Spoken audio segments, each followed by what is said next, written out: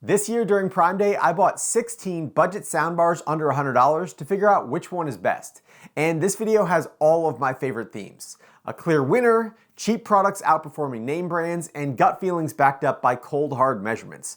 But if you're just here for the conclusion, the Ultimea Poseidon M60 is the right soundbar for 90% of people. And the remaining 10% should either get the SaiYin SBP, Hisense A620, or Puxinat BT103. And I've got links to all those bars down in the description, but stick around for all the testing and side-by-side comparisons. And as always, there are no sponsored reviews on this channel, and I bought all these soundbars with my own money. Jumping right into the head-to-head testing, the cheapest soundbar that I've got today is the $39 Mzeibo.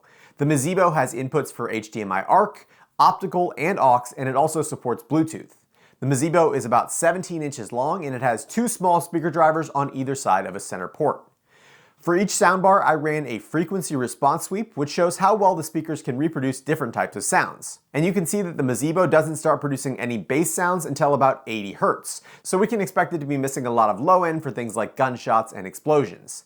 The mid-range is where dialogue is reproduced, and it's also a little bit uneven for the Mzeibo, which may cause some voices to be louder than others. And on the Mzeibo, the treble drops off rapidly after about 4,000 Hz, and then it spikes again at 15,000 Hz, so we can expect the high-pitched sounds to be muted for everything but the harshest tones. And in round one, the Mzeibo will go head-to-head against the $54 Puxinat BT103. For connectivity, the Puxinat has HDMI ARC, optical, aux, RCA coax, a USB port that can play audio files from a flash drive, and Bluetooth connectivity.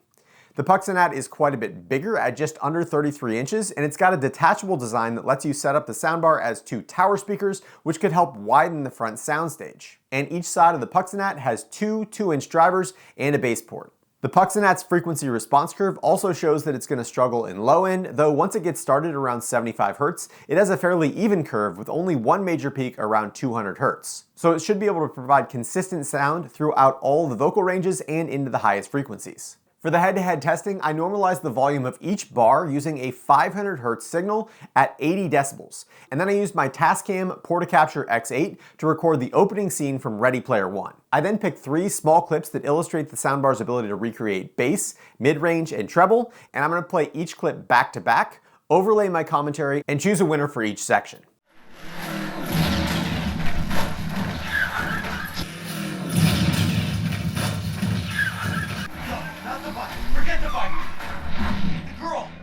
Artemis!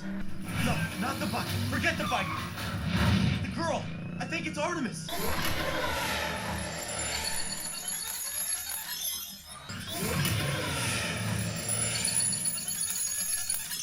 So the Puxinat easily took round one, and the Mzeibo is just barely better than a set of TV speakers. So in round two, the Puxinat's going to go up against the $55 GeoYeao, which is even smaller than the Mzeibo, coming in at under 16 inches. The GeoYeao has HDMI ARC, optical, RCA coax, aux, and USB for playing audio files, as well as Bluetooth connectivity. The GeoYeao has 2 front-facing drivers and 2 downward-facing drivers, as well as a front-facing display behind the grille. And the Amazon listing proudly advertises that it supports Dolby 5.1 and says it can fill your room with surround sound. The GeoYeao's frequency response graph is not terrible in that it's relatively flat throughout the mid-range and treble, but again, the low end is extremely lacking, and we can expect it to push sounds like explosions into that lower mid-range.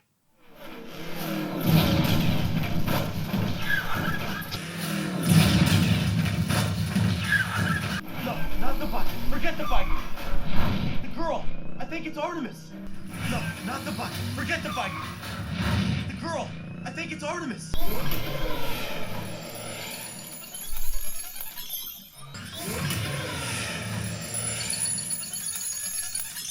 So to me, round two was another easy win for the Puxinat, and I think that the GeoYeao actually came through a little better on camera than it did in person. And despite it promising a surround sound performance, it had an extremely narrow front soundstage with absolutely no virtual surround effects. So in round three, the Puxinat will go up against the $56 Assistrust. And coming in at just under 31 inches long, the Assistrust is another bar that can be separated into 2 tower speakers for a wider soundstage. The Assistrust has HDMI ARC, optical and aux, as well as Bluetooth. And looking at the back, the Assistrust and Mzeibo are pretty clearly made in the same factory. And the Assistrust is basically just two Mzeibo soundbars that work together. And each side has two drivers and what they call a bass diaphragm that ports out the back. The Assistrust frequency response shows an interesting peak around 70 Hz, indicating that it might be able to produce a decent bass response, but it does have a concerning dip in its treble that may prevent it from properly playing those coin sounds in the third clip.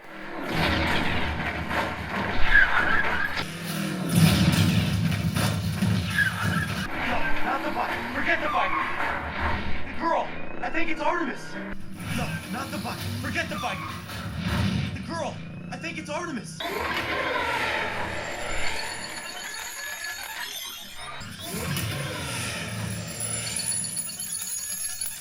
And I hope that round came through as clearly to you as it was to me in person, and the Assistrust was definitely the worst performer yet. But in round 4, the Puxinat is going to be up for a challenge against the $58 RioWois, which is the first bar that we've seen so far that also comes with a separate subwoofer. The RioWois has all of its connectivity on the side rather than the back, and it includes optical, aux, and Bluetooth, but is notably missing HDMI ARC. The RioWois' soundbar portion is pretty small at just under 17 inches, and it has two larger drivers on either side of the bar, and two small drivers near the middle of the bar. And the passive subwoofer is tall but thin with a 5-inch ported side-firing woofer. And as expected, the frequency response graph of the RioWois shows the advantage of an external subwoofer, and it reaches competent sound pressure levels as low as 45 Hz compared to around 75 of the Puxinat. And you can also see that the subwoofer provides extra volume throughout the low mid-range up to around 200 Hz, where everything more or less then levels off and is handled by the main soundbar. But there is a dip around 7,000 Hz, so the RioWois may struggle with the coin sounds in that third clip.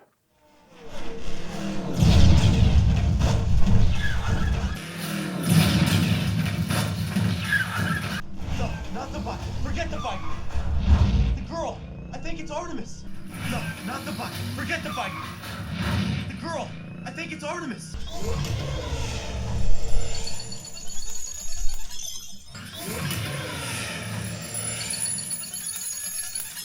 And pretty much as predicted by its frequency response diagram, the RioWois' big strength was in the low end and mid bass, but the main unit just wasn't able to provide enough sound to compete with the subwoofer, and as a result the overall sound came off as muddy and it lacked clarity in the mid-range and treble. So in round 5, the Puxinat goes up against the SaiYin Soundbar S, which is another detachable design with HDMI ARC, optical, aux, and Bluetooth, and the SaiYin measures in at 24 inches, but despite its larger size, each side only has a single speaker driver. The SaiYin subwoofer is shorter and wider than the RioWois, but it still has that same 5-inch ported side-firing woofer. The SaiYin's frequency response shows an even stronger bass response than the RioWois, and also like the RioWois, the subwoofer's range carries into the low mid-range up to around 200 Hz. The SaiYin also has a large peak in the upper mid-range that may help with clarity of some voices, but the dips between 300 and 500 Hz and 5,000 and 9,000 Hz are definitely going to be problematic.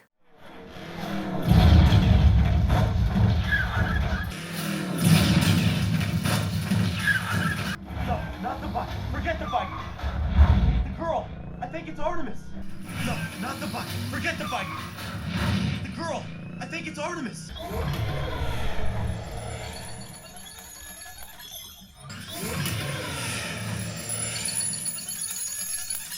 And once again, as predicted, the subwoofer was doing significant work at the lower frequencies, but the two-driver design of the main bar was just not enough to be able to give separation for dialogue, and it had almost no high-end presence, meaning the Puxinat is going to move on again.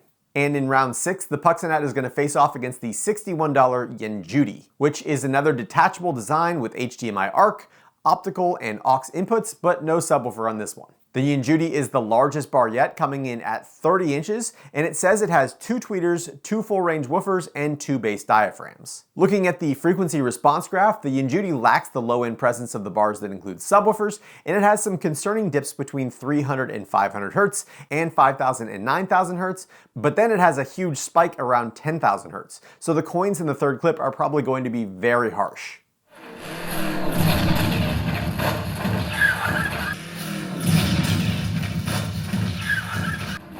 Not the bike. Forget the bike. The girl. I think it's Artemis. No, not the bike. Forget the bike. The girl. I think it's Artemis.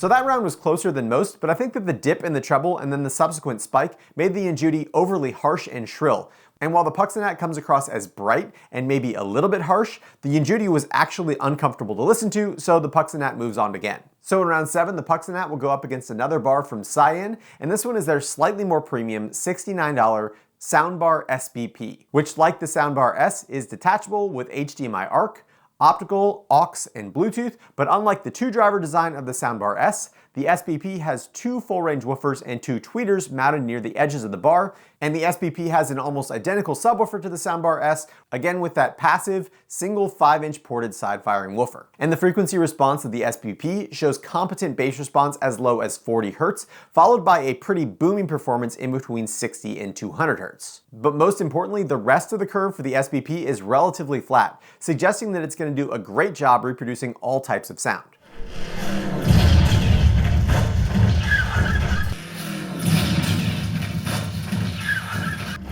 Not the bike. Forget the bike. The girl. I think it's Artemis. No, not the bike. Forget the bike. The girl. I think it's Artemis.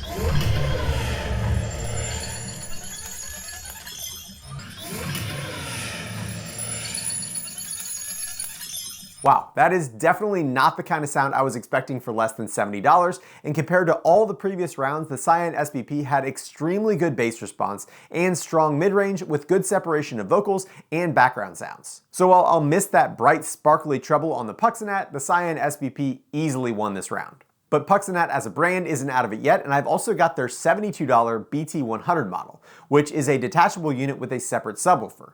But the main soundbar is weirdly skinny and long at 32 inches. Like the other Puxinat, the BT100 has HDMI ARC, optical, aux, RCA coax, a USB port that can play audio files from a flash drive, and it supports Bluetooth connectivity. And as I mentioned, the overall length of the BT100 is a bit odd considering all 4 drivers are mounted in the middle 16 inches. And the Amazon listing implies that there are bass response diaphragms near the edges, but there's clearly nothing there. However, the subwoofer on this one does look very promising, and it's the biggest yet with a single passive 6-inch ported side-firing woofer. Looking at the frequency response curve, the subwoofer seems much more tuned to not overpower the main unit here, but the entire response curve is full of small peaks and troughs, and there's a pretty significant dip between 6,000 and 9,000 Hz, and then another huge spike around 10,000, so it might be very shrill at those highest frequencies.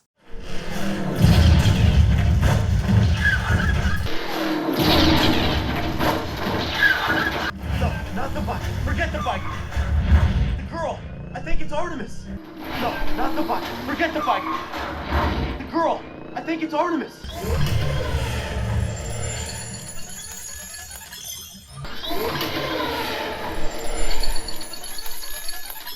Well, that was disappointing to say the least. And despite a promising frequency response curve, the performance of the Puxinat BT100 was focused almost entirely into the high mid-range.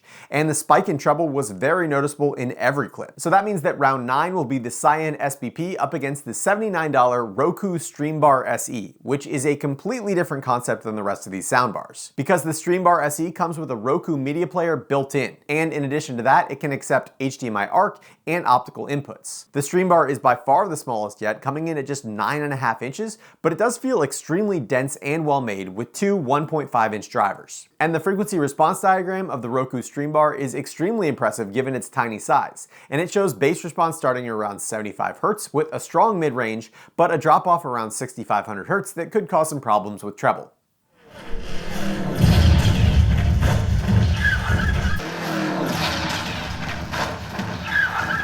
No, not the bike. Forget the bike. The girl. I think it's Artemis. No, not the bike. Forget the bike. The girl. I think it's Artemis.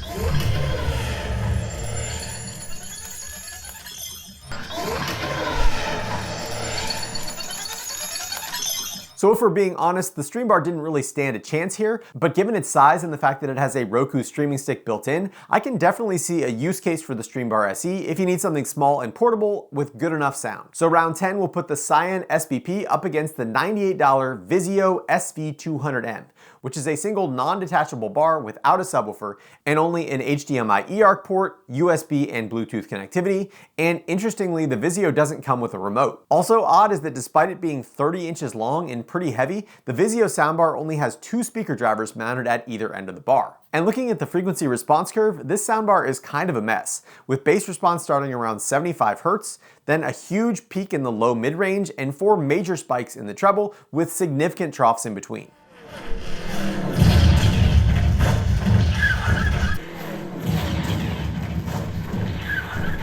No, not the bike. Forget the bike. The girl, I think it's Artemis. No, not the bike. Forget the bike. The girl, I think it's Artemis.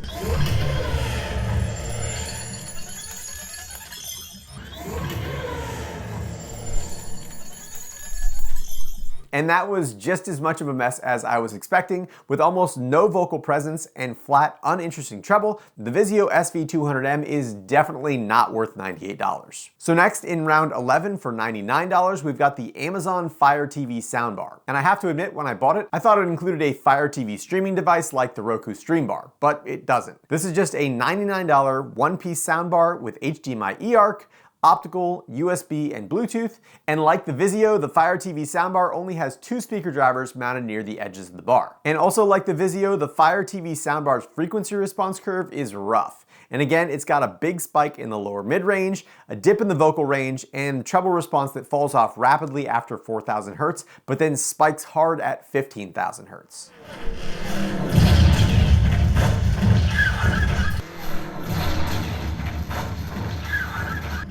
Not the bike. Forget the bike. The girl, I think it's Artemis. No, not the bike. Forget the bike. The girl, I think it's Artemis.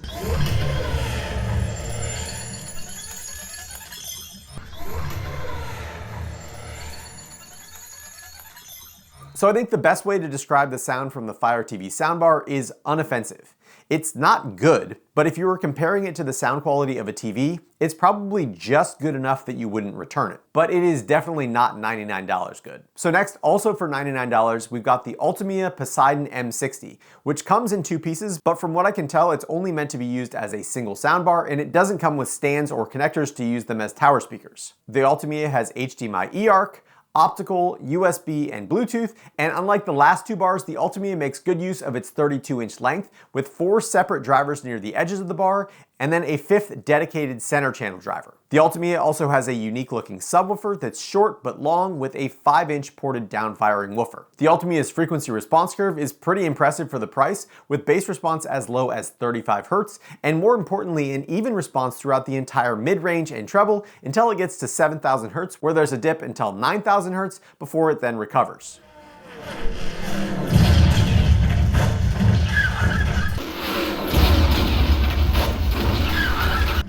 Not the bike. Forget the bike.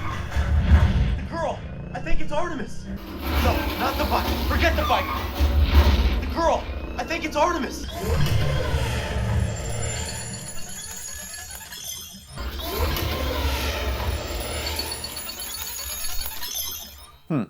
I have no notes, other than the fact that Ultimea advertises this as a surround sound system, and I couldn't detect any virtual surround. The rest of the performance was spot on. And the SaiYin SBP's bass is fun, but it's loose and boomy, while the Ultimea was tight and accurate. Vocals on the Ultimea were clear and separated thanks to that center driver, and the coins were bright and vibrant without being too harsh. And I am extremely impressed that this kind of performance is available for less than $100. So starting in round 13, we've got our big name brands, and the Ultimea is going to go up against the $99 Hisense A620, which is a one-piece soundbar with HDMI ARC, optical, RCA coax, aux, USB, and Bluetooth.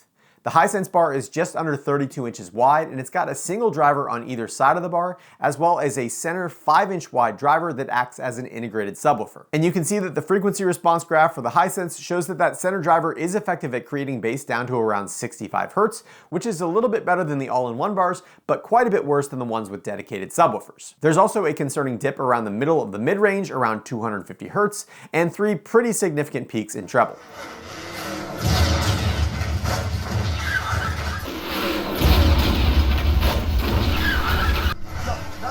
Forget the bike. The girl, I think it's Artemis. No, not the bike. Forget the bike. The girl. I think it's Artemis.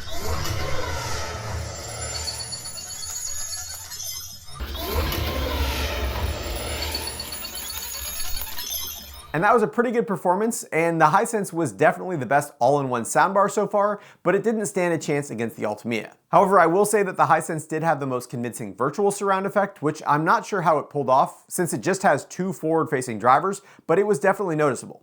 Next, in round 14, I've got the $117 Samsung B400F that I was able to pick up on Prime Day for $99. The B400F has HDMI ARC, optical, USB, and Bluetooth, and it has 4 total drivers with 2 full range and 2 smaller tweeters on the outside. And looking at the Samsung's frequency response curve, it is pretty even and flat with no major concerning areas other than a lack of bass response up until around 70 Hz.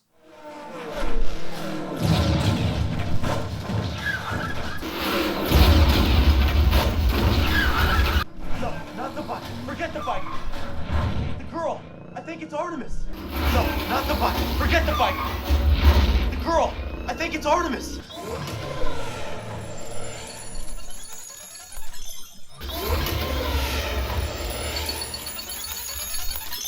And I think I would describe the Samsung the same way that I did the Amazon FireTV soundbar from a few rounds ago. It's definitely not good, but it's not bad enough that you'd return it. And comparing the all-in-one Samsung to the Hisense wins by a mile. And last, the most expensive soundbar that I was able to get for under $100 on Prime Day is the Sony S100F, which is currently retailing for $118. The Sony has HDMI ARC, optical, USB, and Bluetooth connectivity, and it looks almost identical to the Samsung under the grill, with 2 full-range drivers and 2 smaller tweeters near the edges of the bar. And of course, the most expensive soundbar has one of the worst frequency response curves yet, with no bass response until 75 Hz, a mid-range full of peaks and troughs, and treble that slowly fades away as the frequency increases.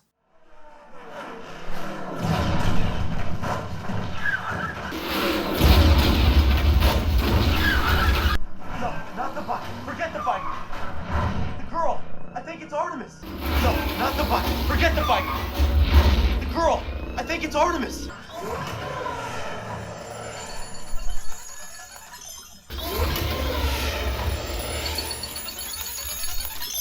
Wow, that was bad. So under no circumstances should you buy the Sony. But there are a few clear winners in this test, and here are my rankings for each bar, with the standouts for subwoofer-based systems being the $69 SaiYin SBP for a budget pick, and the $99 Ultimea Poseidon was the top performer. And here are those two head-to-head again.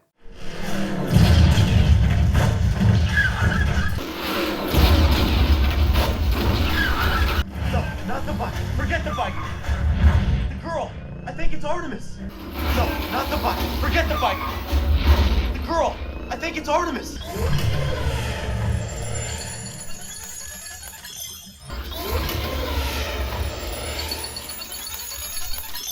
And for the all-in-one single soundbar systems, which are nowhere near as good as the systems that have separate subwoofers, the $54 Puxinat BT103 was very good for a budget pick, and the $99 Hisense was the top performer. And here are those two all-in-one systems head-to-head.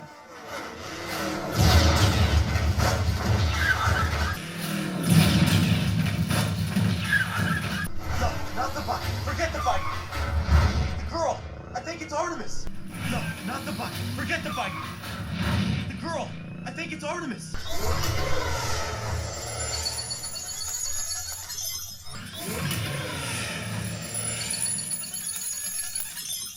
Next, now that we've got it narrowed down to those 4, I've got a few additional tests to run. And first we'll look at Bluetooth connectivity, which is most important if you're planning on using these soundbars with an inexpensive projector, like my current budget recommendation, the LFS W1K. And starting with control, all these soundbars function in the same way concerning volume, where you're going to set a fixed volume on the soundbar itself, and then you use the remote for the projector to change the volume that the projector is sending to the bar. And I had absolutely no issues with that single remote setup. But the biggest issue that you're likely to run into with Bluetooth is audio delay. So I tested each of the top performing soundbars by connecting them to my LFS W1K, and then I ran this audio delay test that matches the sound output to a visual stimulus.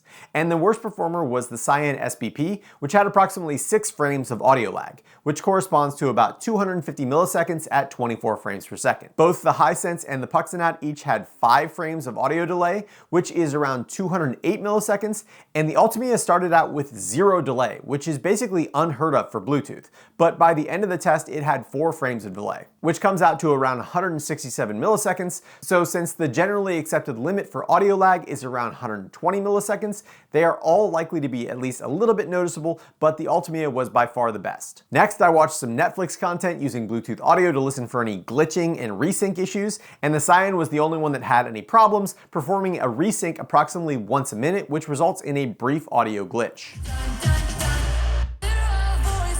And I did check the Bluetooth version and codec to try to get to the bottom of why the SaiYin was performing much worse than the others, but they're all using Bluetooth version 5.0 and higher with the SBC Universal Bluetooth codec, so I'm still not sure why they don't all perform the same. I also spent some time messing with the audio tuning and various digital signal processing options for each soundbar, and I found that the Ultimea was again in a league of its own, with options for controlling bass, treble, and mid-range, built-in presets, virtual surround enhancements, and even upmixing controls.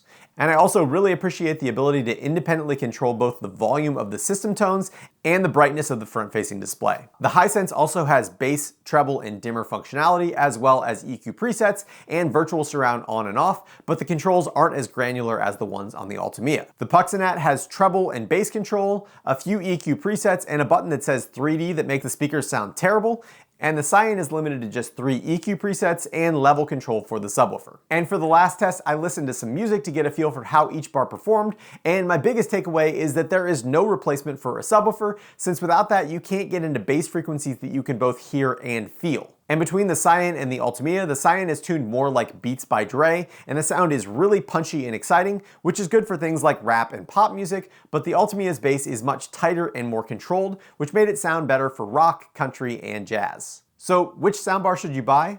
First, if your space allows for a separate subwoofer and you're willing to stretch your budget all the way up to $100 or maybe slightly more depending on sales, the Ultimea Poseidon M60 is the clear winner in every category.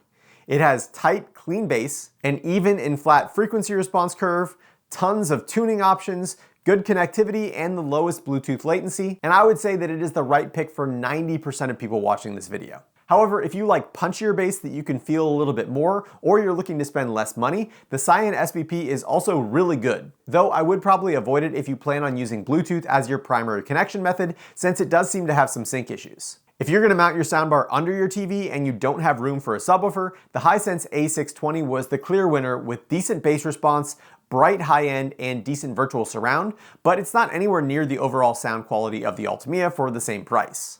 And last, the Puxinat BT103 is an inexpensive all-in-one with no major flaws, other than sounding a little bit anemic compared to the other 3 options. But for $54, I'm still pretty impressed by the value, and it doesn't have any real downsides. As always, there are no sponsored reviews on this channel, and I bought everything in this video with my own money, but I do have links down in the description for my top recommendations, and as always, I appreciate when you use those links, since as an Amazon affiliate, I do earn a small commission on the sale at no cost to you. I'd also like to thank all of my awesome patrons over at Patreon for their continued support on my channel, and if you're interested in supporting unbiased testing, please check out the links down in the description.